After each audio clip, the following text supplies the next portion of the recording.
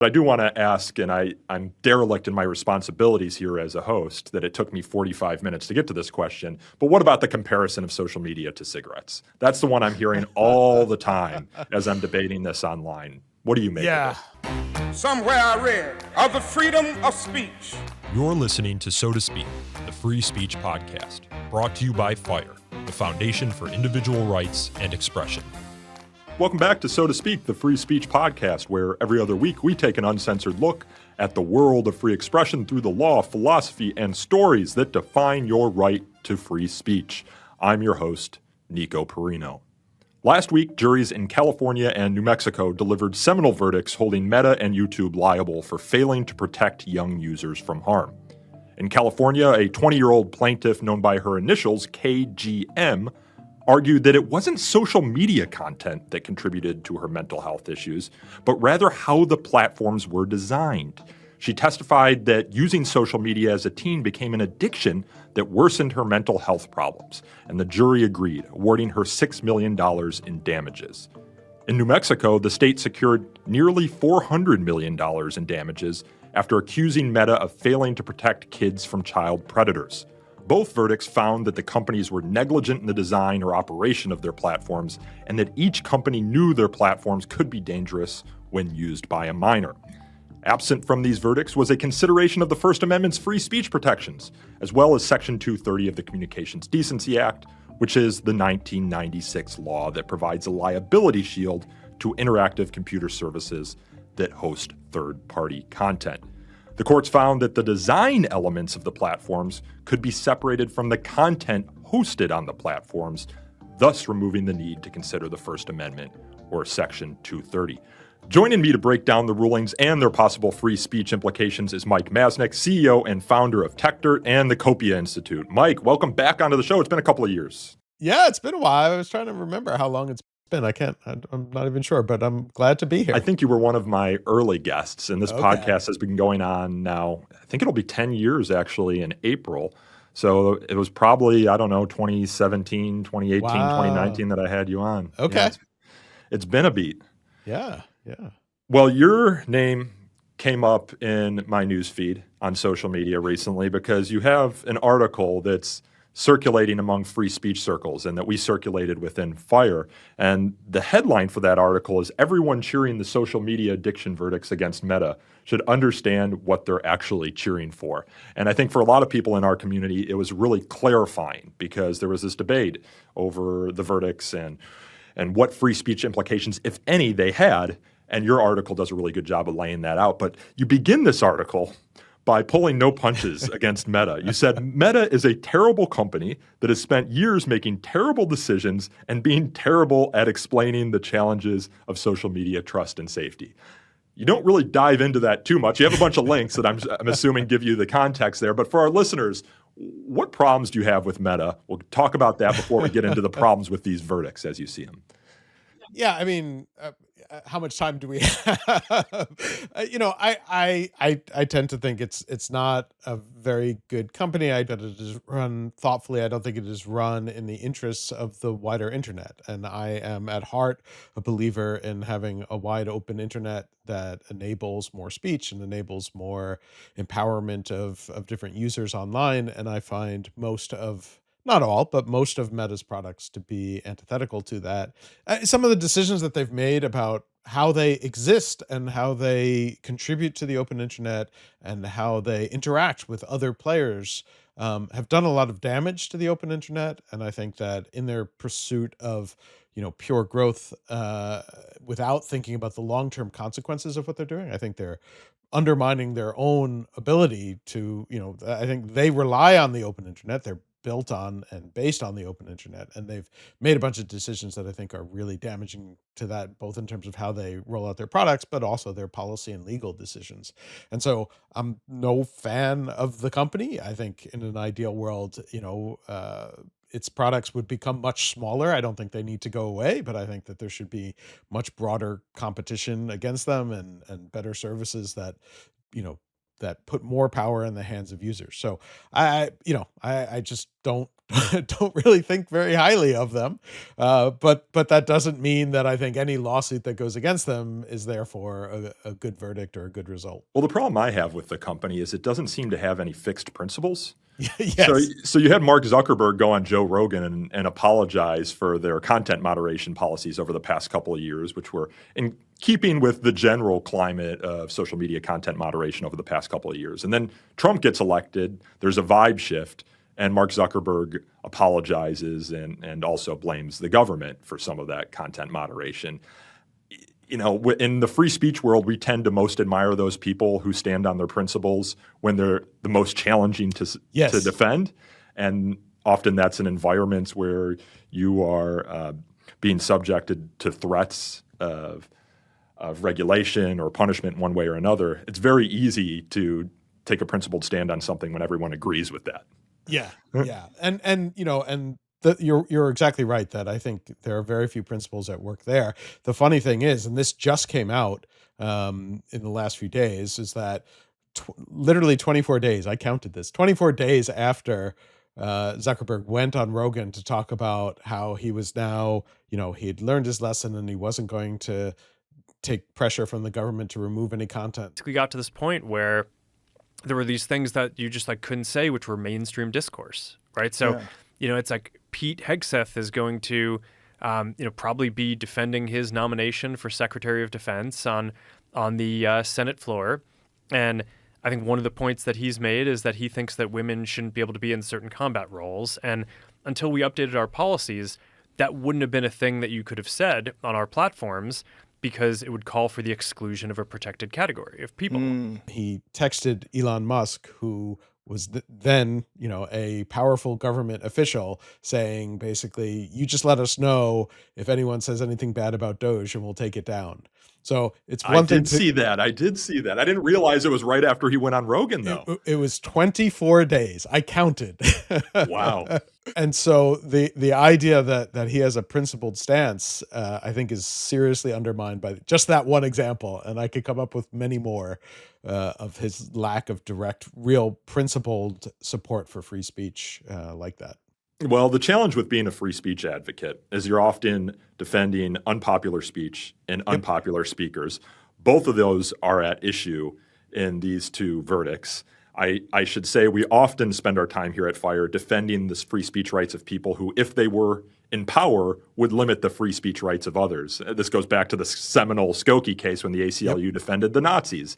A lot of the communists in the 20th century wanted to limit free speech rights. I interviewed David Cole, the former legal director of the ACLU, who talked about when he was litigating the Texas v. Johnson case and representing the Revolutionary Communist Party in its appeal to the Supreme Court to protect flag burning as protected speech. He said that the Revolutionary Communist Party kind of muted his rhetoric around the First Amendment because they didn't totally buy in to everything that the First Amendment protected. So it's not just those who defend free speech who get free speech rights, and sometimes us who are defending free speech rights need to recognize that. Nevertheless, you write in the second paragraph of this article here that if you care about free speech online, these two verdicts should scare the hell out of you.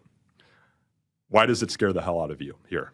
Yeah, I mean, it's really looking at what it means. And I, again, don't really care what it means for Meta, but the rulings apply to lots of other sites, and the way that they're verdicts, they're jury verdicts, but what they imply and what they will enable will impact every website or every situation where users might figure out how they want to display someone else's content. If you put up your own website, if you're, even in some cases sharing email could come into play with these kinds of things.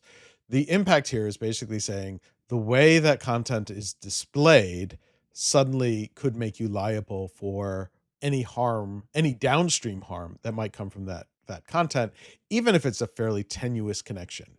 So that opens up a field day for lawyers to sue all sorts of people who had nothing directly to do with the harm if there's any harm downstream. And there's people have lots of different opinions about plaintiffs' lawyers and tort law, and what kinds of things that is good for it and where it might go overboard. But this really just throws open the floodgates and says, if there's any harm, find any kind of online service that this person used that you can somehow tie, even very loosely, to that harm from content that they had nothing to do with. They were just displaying, they were hosting or showing or recommending in some way.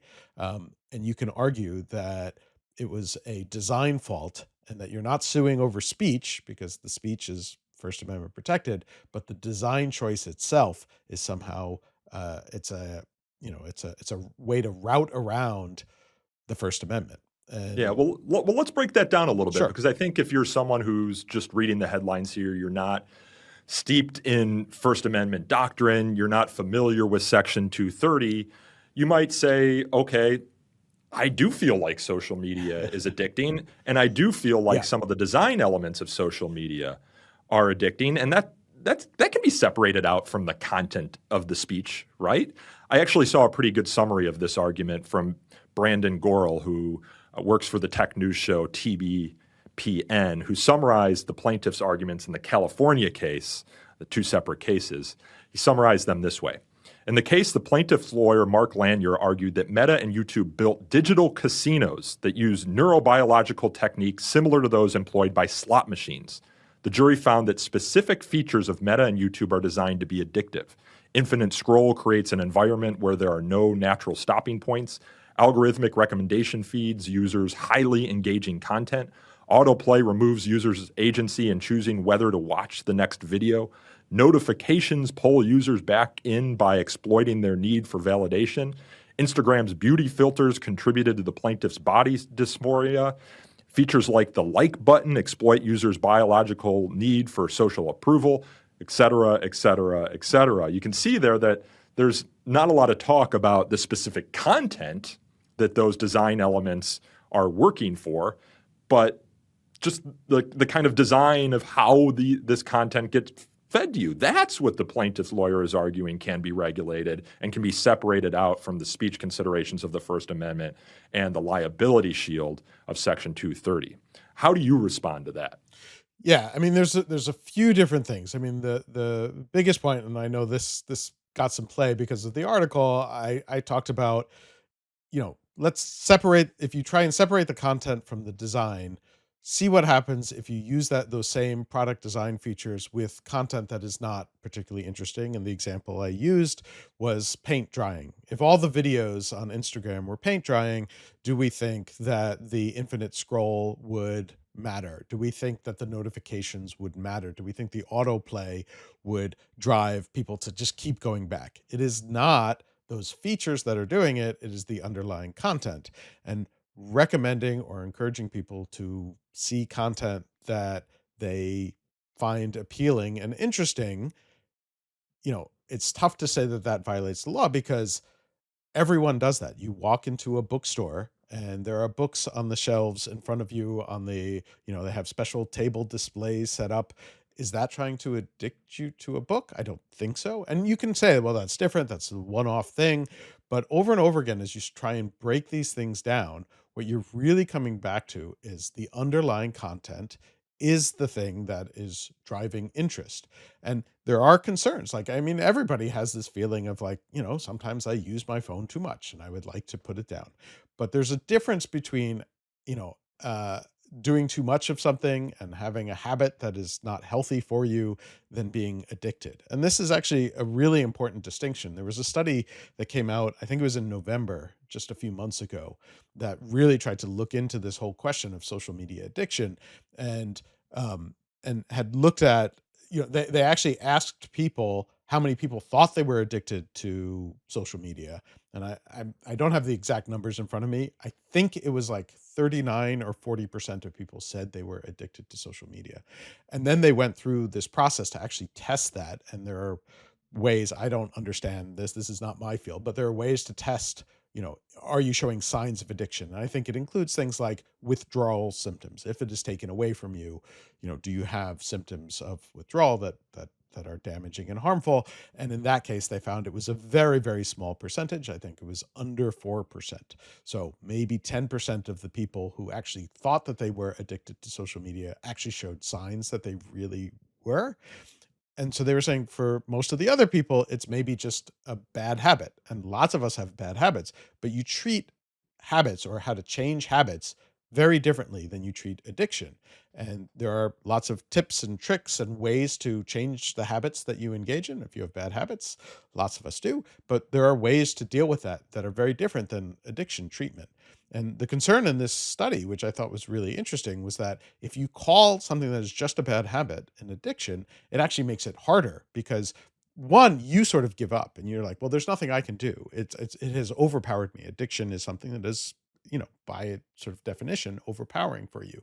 Whereas just having a bad habit, there are lots of things that you can do to fix those habits. But if you think it's an addiction rather than a habit, it leads to bad places. And in fact, part of what that study said was that the media discussion of social media addiction was causing more people to think they were addicted and therefore not making an effort to fix bad habits. And so in some ways, it was the media discussion of it was probably making the problem way worse than any actual, features of social media addiction or, bad habit forming.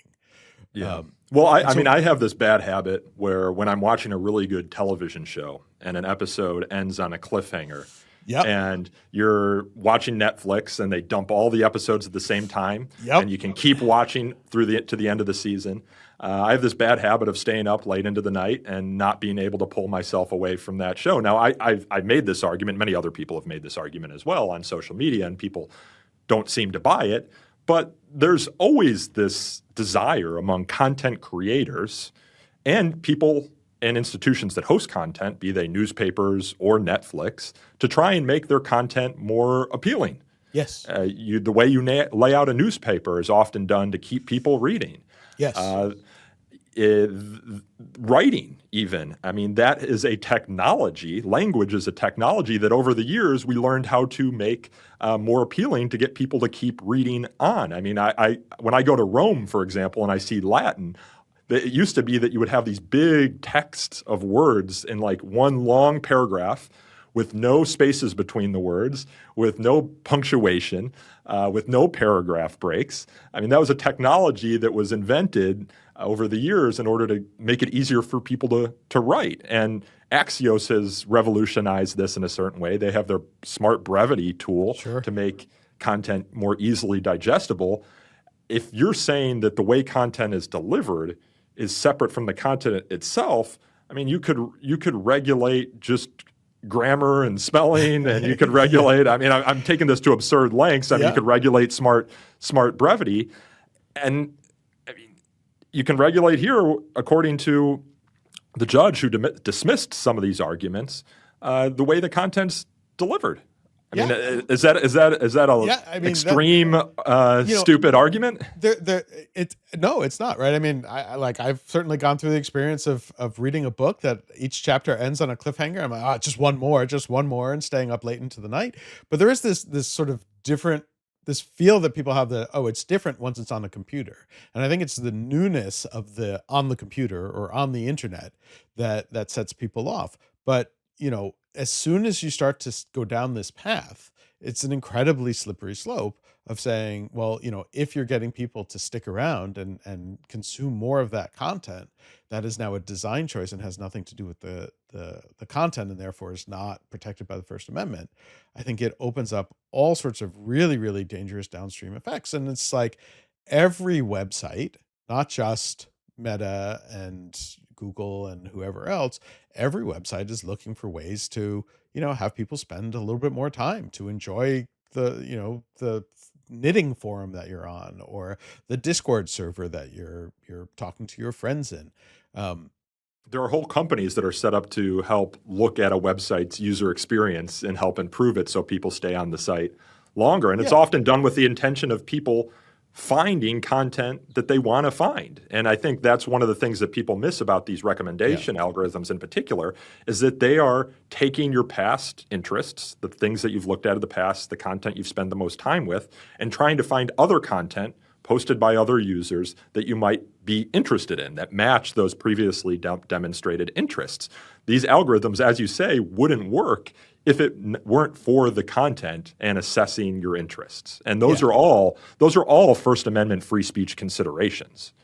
Yeah, absolutely. And I understand where there is like this sort of internal instinctual fear that a lot of people have, which I fully understand, is that, a lot of these, especially companies like Meta and Google, are very big companies that have very powerful teams that spend a lot of time trying to figure out, like, how do we do that better than anyone else? And that, for an individual, I can see the sort of powerlessness feel that you have. You say, well, how can I push back against this? We have this big company that is doing all these, these things, but like, that's also the society that we live in. We've always had, magazines and TV shows that try to keep you watching. Like that is part of culture. And it's the kind of thing that I actually think that, is where we should be thinking about in terms of educating people how to use these things better, and how to push back, and how to teach people how to have more control over their own digital environment,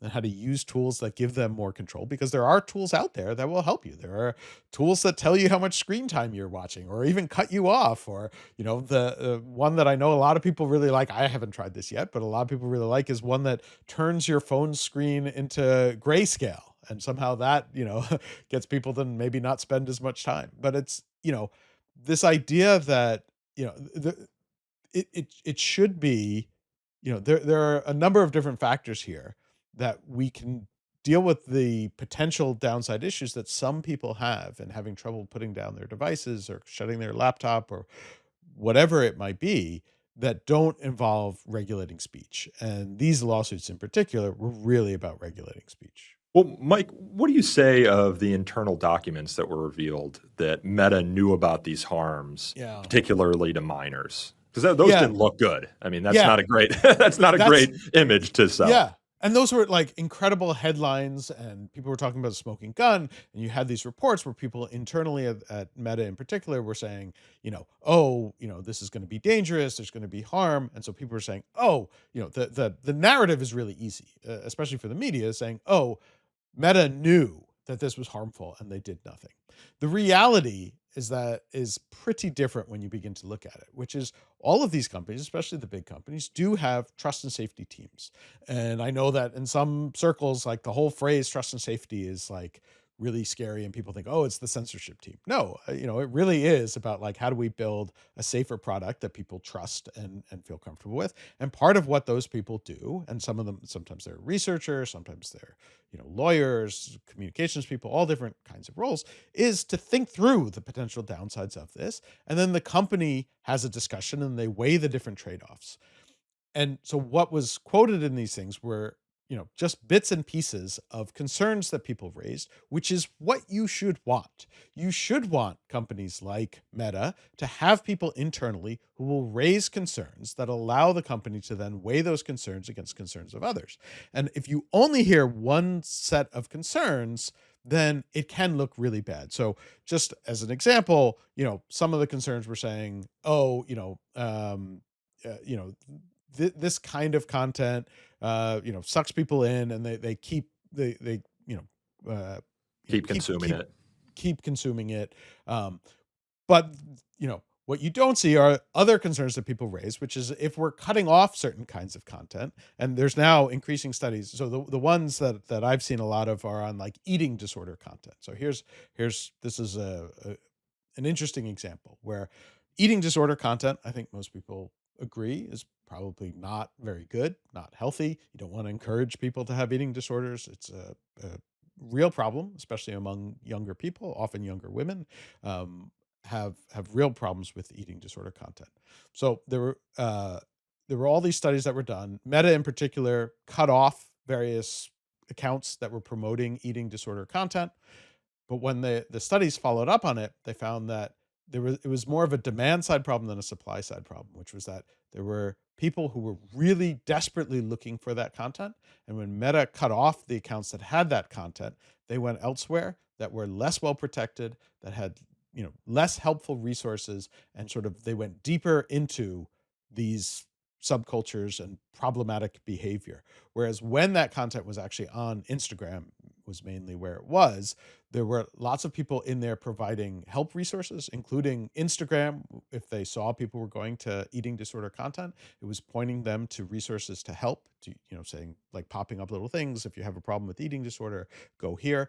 But even more importantly, where there were other users who had recovered from eating disorders who were going into the comments and saying, hey, this is unhealthy. You should look at this. You should think about this. Here's a process. Or if you want to contact me, I can help you. And so there's an indication that if you jump in and you say, oh, just get rid of eating disorder content, it can actually lead to worse results, because the helpful bits of that, the people who were helping and the tools that were helping and the resources that they were being driven to, go away, and the users then go to more problematic websites with even less controls and less help. And so there are really tricky trade-offs to all of this stuff, and those discussions are happening inside companies like Meta. But if you just pick and choose one side of that and you say, oh, one researcher or these researchers raised these concerns, and you don't show the other side, which is saying, well, if we cut that off or if we change that, then other people are going to have these other problems. And then you have to weigh the decisions. And I'm not saying that, Meta made all the decisions that I would make in those circumstances. Sure. If I had to weigh the evidence, I might have come down differently. I probably would have, as I indicated earlier. I don't trust Mark Zuckerberg. I don't trust his decision-making. But the fact that you take one bit of these internal concerns out of context like that means in the long run that now every company in Silicon Valley is going to stop having those internal discussions, because those internal discussions themselves, when taken out of context, are going to be used against them in court, and you're going to get these same kinds of headlines. You want companies to have people inside to say, like, hey, this might be a problem, even if you later decide, like, well, yes, but if we don't do it, then there'll be these other problems. And if we weigh the two things against each other, this is the better approach. And we can put in some changes and maybe make it less of a problem. There's all different ways of approaching it. Everything about this is trade-offs. Doing nothing is a trade-off. Doing something is each thing has trade-offs. And what these companies have to do is weigh the different trade-offs. And we can all disagree. And I think everybody would disagree. Like no two people have the same sense of what is the right level of these trade-offs. But saying, like, just because someone raises a concern and the company still does some of it, doesn't take into account all the other things and all the other people and the harms that might come from making a different decision. And one of the examples in the New Mexico case in particular was the issue of encryption. That was where Meta for a while was trying to offer end-to-end encryption in its messaging services, which many of us think is a really important security and privacy device that protects millions of people and their communications and is incredibly important in keeping people safe. Lots of people use encrypted communications to escape domestic violence, to protect themselves, to blow the whistle on things. It's an incredibly important tool. But in the New Mexico case, the fact that Meta offered end-to-end encryption and somebody internally had raised a concern that this could be used for sharing of child sexual abuse material, that was used as a indicator that they had known about the harm and still went forward with it. But again, there are trade-offs here. If you don't have end-to-end encryption, you're putting millions of users at risk, that their messages are at risk, that they can't be secure and they can't be private. And so you have to weigh these things and make different decisions. But, in this particular case, what New Mexico was saying was that just the decision to use encryption and have somebody raise a warning about it is evidence of them being negligent or careless. And that's really, really worrisome.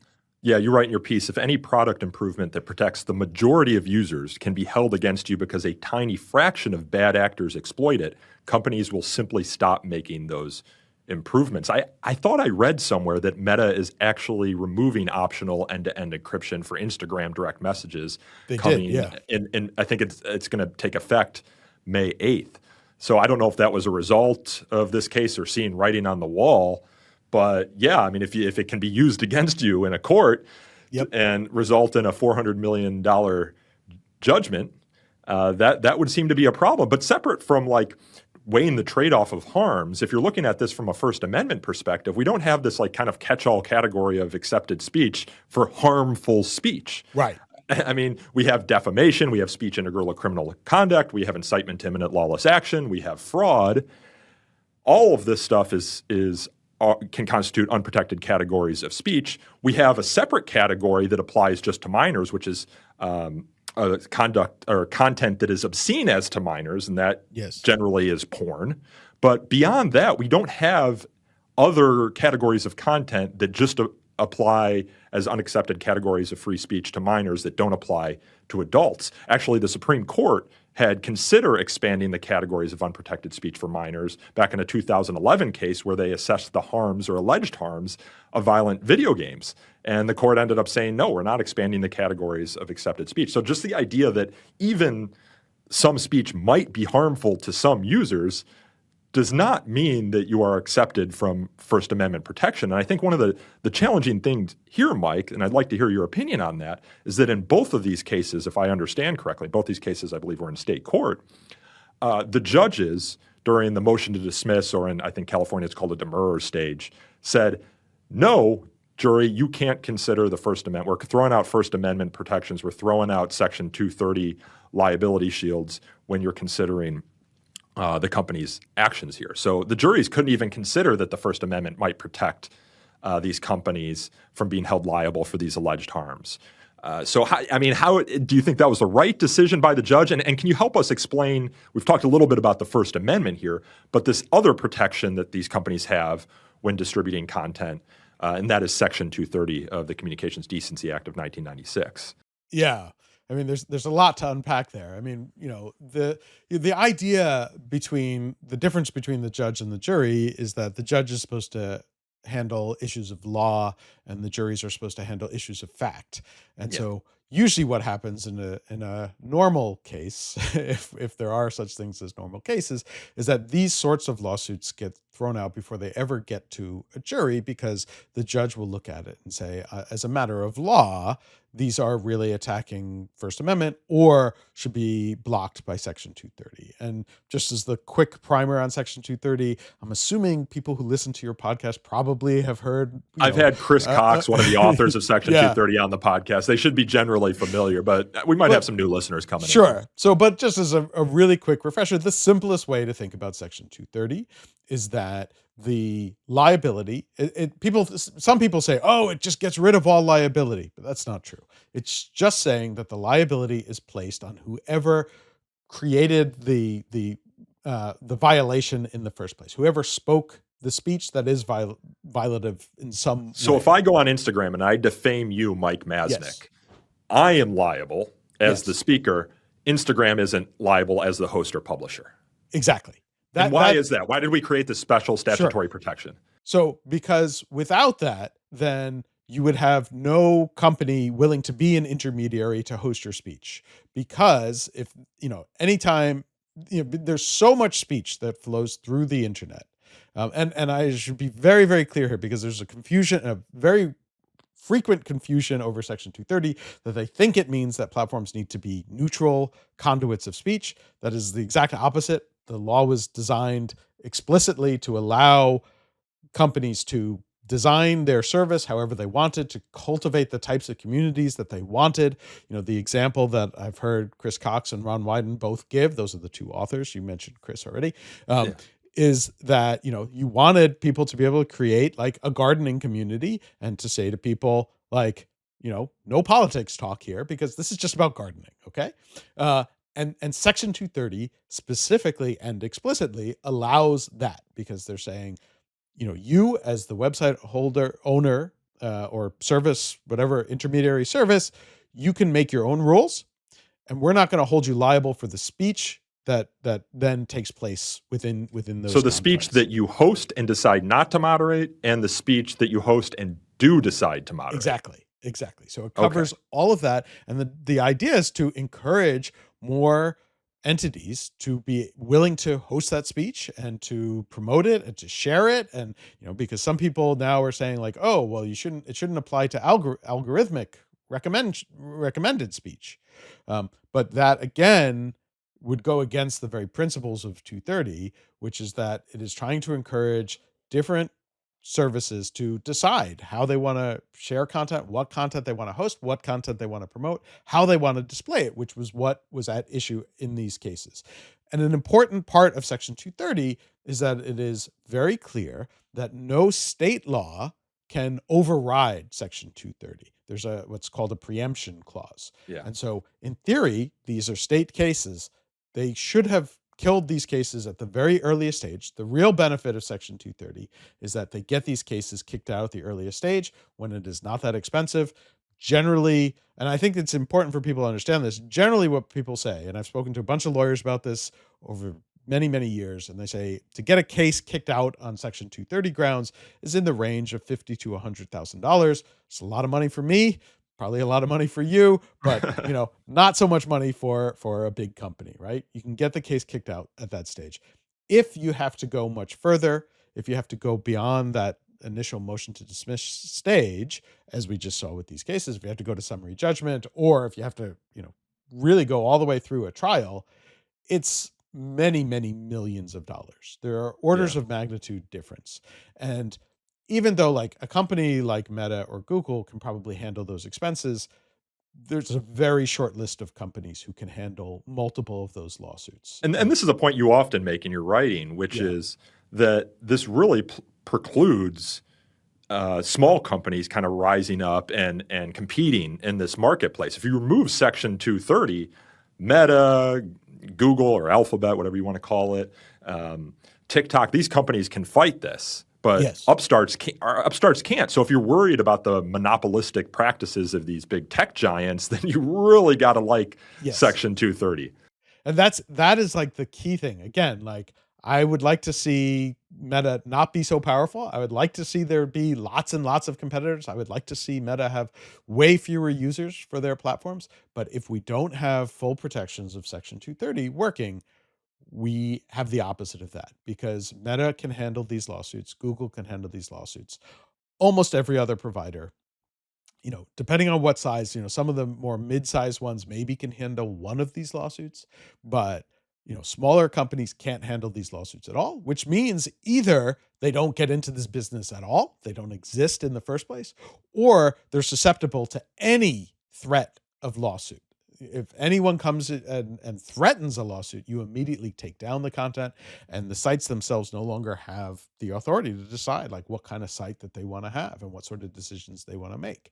And that's not a good world. Yeah, and so there are two arguments that I hear in response to this and kind of the broader discourse surrounding the verdicts.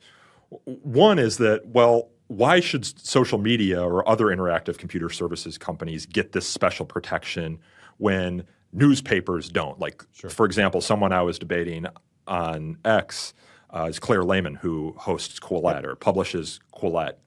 She doesn't understand why she could be held liable for defamation that she publishes on her website, but social media companies can't be held liable.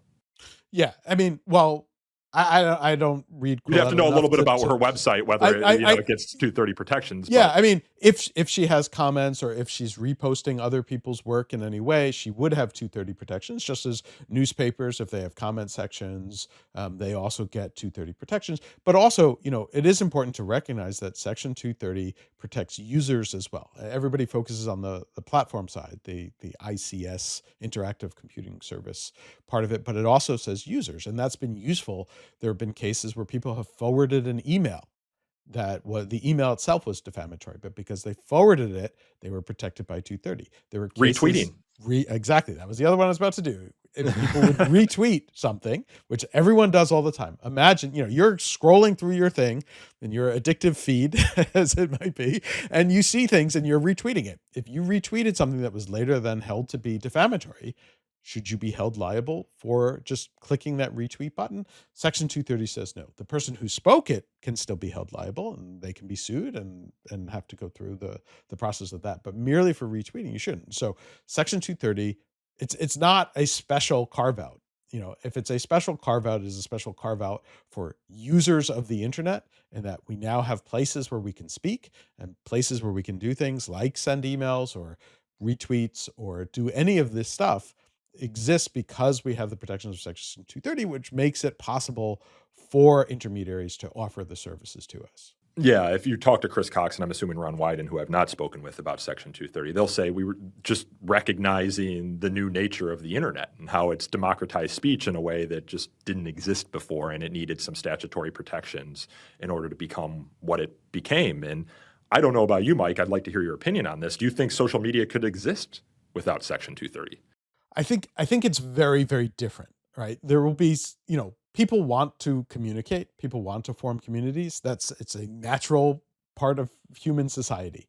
But what you end up having without something that is like a Section 230, and we can address, like, some people will raise the question of, like, Section 230 only exists in the US, but we have social media in other places. There's a discussion to be had there of why that is and how that works.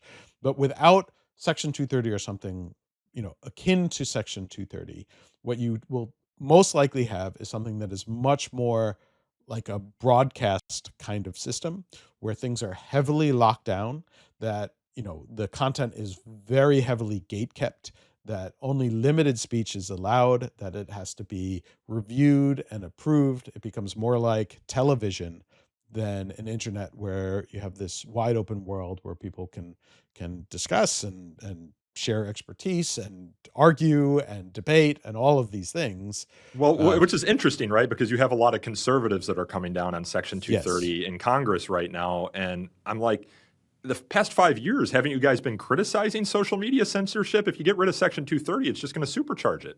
Yes, it will almost certainly go in the opposite direction. And I don't understand why there's so much confusion about Section 230. I know that it is frustrating to both Chris Cox and Ron Wyden, and they've tried to explain it. I mean, Chris has obviously been out of Congress for a long time.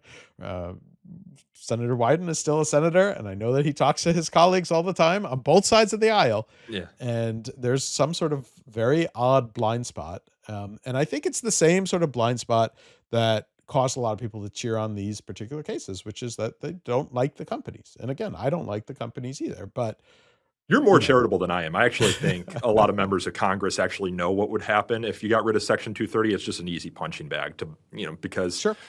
As Derek Thompson wrote in his recent article, this what is it, the smartphone theory of everything, that it's like everyone wants to blame all of society's ills on the smartphone and social media and all that. And, yeah. And so it's also within the political context, I think, this is a very cynical take, but I've heard it from other people, and the longer I've watched these things, the more it feels right, which is that as a politician, especially in Congress, one of the best ways to make sure that your campaign coffers are continually refilled is to pit big industries against big industries and set off big fights, and suddenly lobbyists show up and donations show up and everyone's trying to pick off everybody on either side. It's incredibly cynical, and it's kind of depressing if you want like a good representative democracy working for the people. But it's kind of funny. I was seeing something on X as I was scrolling in my addicted way today, and someone said that Congress has just become a social media operation and not a legislative operation. Yeah. Being interested to see actually what would happen to members of Congress if these social media companies could be held liable for some of their posts. Oh, but yeah. We'll put some of that side now, because we've talked about Section 230 on a lot of previous episodes. But I do want to ask, and I'm derelict in my responsibilities here as a host, that it took me 45 minutes to get to this question. But what about the comparison of social media to cigarettes? That's the one I'm hearing all the time as I'm debating this online. What do you make of it? Yeah. It is. I would say it's ridiculous. Again, it's an emotional comparison, but cigarettes are not speech. That's the simplest version of it, right? Cigarettes are delivering a chemical into your body that we know is harmful, that there are very clear, long-term studies showing the direct, clear causal harm of nicotine and smoke into your body. That is not true with speech. We don't have that. And there are many, many uses. I would argue many more cases where speech is helpful and useful and community building and valuable than there are of examples where speech is in some ways harmful or painful or problematic. I think the comparisons are ridiculous. I understand the emotional appeal of them, there's an emotional appeal because speech can, paint pictures and make things emotional. But the comparisons I always hear are cigarettes and lead paint, and both of those are poisonous material, like literal poisons delivered into your body that you consume physically. Speech is not that. And the comparison to me makes no sense, and is extremely frustrating, because people will say, people will grant you that, Mike. I've seen that on social media. They'll grant you that, but they'll say, but you can't advertise cigarettes to minors. And to that, I'd say that it's just kind of a fundamental misunderstanding of the case law. It's not clear from the case law that you can't market cigarettes to minors. In fact, the reason you don't, or these companies don't, is because there have been a lot of settlements that saying that where they've committed to not doing that. So yeah, and honestly, I mean, I think part of it too is just sort of like the public narrative, right? Marketing cigarettes to children looks bad, and one of the things that I always sort of try and remind it's not people, good marketing. yeah. One of the things that I really try and remind people of, and this is unsatisfactory for some people, is that incentives are not just law, right? There are all sorts of incentives out there that go beyond the legal mandates.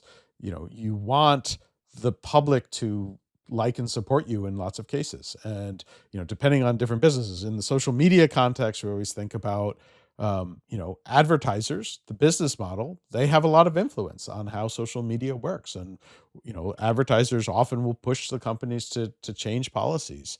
You might get sued by Elon Musk, but nevertheless, well, that's a different podcast. But I mean, there are other incentives out there, and just users. This is one of the things that I know, like a lot of people who dislike social media, again for potentially good reasons, go on and on about how, all they want to do is create engagement bait and enrage you, and get you all pissed off, and all these kinds of things. But there have been studies that have shown that that is not a good long-term business strategy for any of these platforms, because at some point, you will put down your phone, and the next day you'll say, gosh, I didn't enjoy that. I don't think I'm going back anymore. And there were studies that were done on Meta and on YouTube and on a few other platforms that found that when they were just promoting the most rage-inducing kinds of content, that while it may have kept people on their devices in the short term, there was a period of time that after that, they just completely abandoned the platform whatsoever. And so a lot of the platforms have adjusted their algorithms to say, like, don't just show people the most rage-inducing content, because that's not good as a long-term strategy. And so, like, the users themselves push back on these kinds of things, and when the companies are doing bad things, and sometimes it takes a while, and sometimes you might disagree with where and how long they do things, or what trade-offs they decide to make. And yes, obviously these are big corporate entities in a system of free market capitalism, or as free market as we are, and want to make money, and want to make a lot of money. But there are all sorts of incentives over how these things play out, that to think that the only solution is just to pass a law that says ban this or punish these guys, I think is a very short-sighted take. You wrote an article in 2023 titled, "Yet Another Massive Study Says There's No Evidence That Social Media is Inherently Harmful to Teens." And you have a bulleted list of all the studies where it says there might be some correlation, if that, but there's no direct causal evidence that social media is harmful to kids. Where does the literature stand now? Are you keeping up with it? Yeah. There have been more studies. In fact, there were just two different very large scale studies of teenagers in particular. One was done in the UK and one was done in Australia. And I'm forgetting the exact numbers. I think the Australia one was 125,000 teenagers, and I think the UK one was either 25 or 50,000, and came to the same results, which was that there is very little evidence of causal harm. What it is, and I try to be very clear, because the different research all takes slightly different, they have slightly different methods of teasing this out, and they have slightly different results. What the evidence really suggests is that there are some people, some percentage of people, and again, from most of the research, it seems to be in the sort of maybe 5% range, who have real trouble, like significant problematic behavior associated with their use of this technology. And that is a real concern. And we should be looking at ways to identify and to help those people. And there are a number of different interventions that I think might be useful. For the vast majority of people, it is not harmful. And for another percentage, and again, this depends on what you're looking at and where and all sorts of things, it is extremely helpful. People being able to find community, being able to find useful information. But the evidence of inherent harm is completely lacking. Well, that's actually interesting. You bring up for the people who it is helpful. Those people were absent from these two jury verdicts, right? Like they didn't have a role in this case where they could explain to the court and they could explain to the juries, oh, this is the way social media helped me escape the trauma of my youth, help me find supportive communities, help me escape the limitations of my school. And find a community built around physics or sports, or for me, it was heavy metal music. I didn't have much of that in my school. I was on Pure Volume in MySpace, finding all these local heavy metal bands, and so it is a way to connect. And that's one of the challenges also in this case out of California is that it seemed like this plaintiff had a very traumatic childhood. And it's tough to talk about this, but it seemed like her mother was abusive, potentially physically, also psychologically. Her father had left her. Her sister, I heard, had a suicide attempt.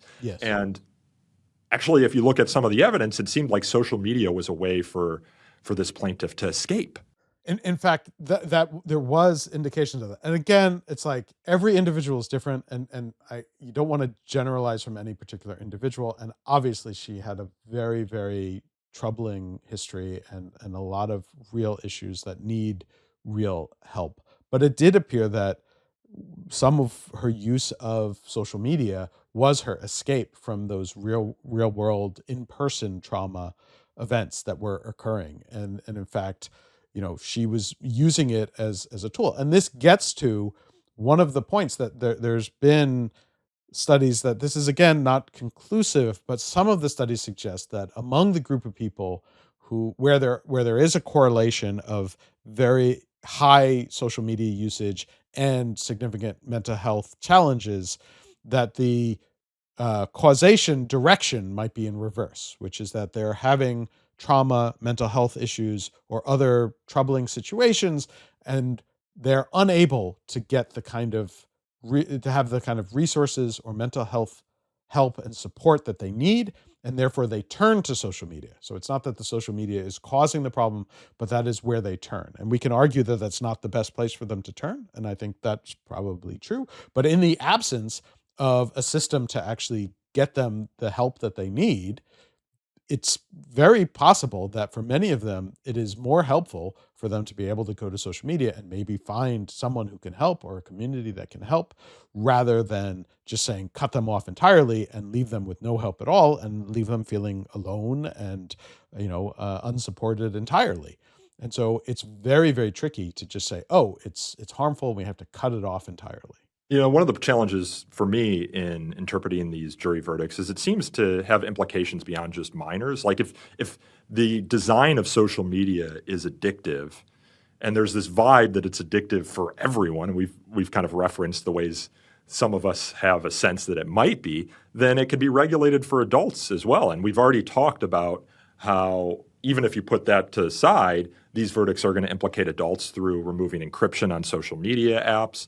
There's also a suggestion from the New Mexico verdict that they need to age gate as well. And if you can't deliver certain content to minors, the only way you know a minor is through some sort of age or identity verification. But I mentioned the Derek Thompson. Derek Thompson was a writer for The Atlantic for many years. Now he's on Substack. His article, The Social Media Theory of Everything. And he said it's not clear, for example, that social media design is what's creating this addiction. He thinks it's just the IV drip that smartphones and other access to the internet can create for people, the IV drip of information. Because there are some studies that suggest that the more access to information you have, the more anxiety and stress that you have. And so I think, as you note in your piece, it's hard to isolate various variables here. Is it just the design, Or is it the fact that the design feeds you additional information? And information, of course, is protected by the First Amendment and its free speech protections. We don't want to regulate that. Nevertheless, it's just not clear to me that it's social media and not something else that you can't disentangle from it. But yeah. No, I mean, it's very difficult to figure this out. And, to me, a lot of it is, these are things that this is a new form of information, new information environment that lots of us are dealing with. And humanity wasn't, we're not used to this, and we're all sort of learning our way through it. And we've seen, in the past, the introduction of the printing press, for example, that it took a century or so for people to sort of come to terms with that. Wars in Europe, millions dead as a result of the sort of ideas that inspired and circulated. So, but Mike, what do you make of the role of parents here? We've got just like 2 or 3 minutes left here. David French had an op-ed in the New York Times where he wrote that one of my great parenting regrets is naively giving my 2 older kids phones when they were quite young. He said they're doing fine and they're great kids, but it was still a mistake. He said, I did not know what I did not know. My youngest child, however, had a substantially different experience. We learned, we changed, and so has virtually every parent I know. She didn't get a phone until she was 16, and she could not take it into her room. Even then, we had limited access to social media apps. Every year, she took a month-long sabbatical. Other parents asked that their kids sign digital contracts regarding phone use, so they block all social media or they regularly review their kids' social media accounts. I mean, these are things that David French has done. He's referencing things other parents have done. Jonathan Haidt talks about a collective action problem, though. Is like you get your kids constantly nagging you to give you a phone because all of their friends have phones. I believe that there is some role for parents to play here. You can't get a smartphone that's connected to the the satellites or whatever, the telecommunications device without getting a data plan, which requires a credit check. So there are ways that parents can police this. It's not easy. Yeah. But then again, putting my 3 kids to bed at night is not easy. They constantly are nagging me to stay up later than they do. So what do you see the role as parents? Yeah. No, I think it definitely matters a lot. And I often go back to, there's a researcher named Dana Boyd, who's a professor, who has written about the difference between risks and harms. And, you don't send a child who is not prepared to go, run downtown and buy stuff for me. You teach them how to walk with you as a parent. You teach them how to cross the street, but as they get better and learn how to do those things, then maybe as they get older, you can say, okay, you can go down to the park by yourself or different things like that. You teach them the difference between harm and risks. And in risky situations, you sort of teach them how to deal with it. You don't just assume like, oh, crossing the street is dangerous. My child will never cross the street until they're 18 years old and then suddenly go wild in the world. I think the role of parents is to teach people the differences. Like, these are tools, and sometimes they're useful and sometimes you can use them too much. And so we can introduce them in gentle ways, in careful ways, and say, okay, you can use this and this is restricted. And as you grow and as you show that you have responsibility, we can teach you how to use these things responsibly. I think that's a really important role, but part of it is slow and boring and involves education and careful, thoughtful approaches to these things. And nobody likes that. Nobody writes books, best-selling books about that.